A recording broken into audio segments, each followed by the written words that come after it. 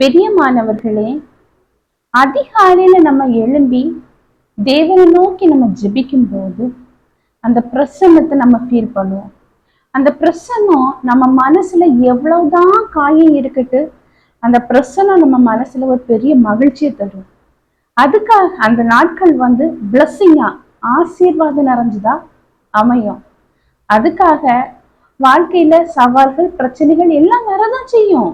ஆனாலும் ஆண்டவர் தரக்கூடிய அந்த சந்தோஷம் நம்ம மனசுக்குள்ள இருக்கும்போது, எத்தனை பெரிய சவால் வந்தாலும், எத்தனை பெரிய பிரச்சனை வந்தாலும் எல்லாத்தையும் நம்ம கடந்து செல்வோம் இந்த சந்தோஷத்தோட.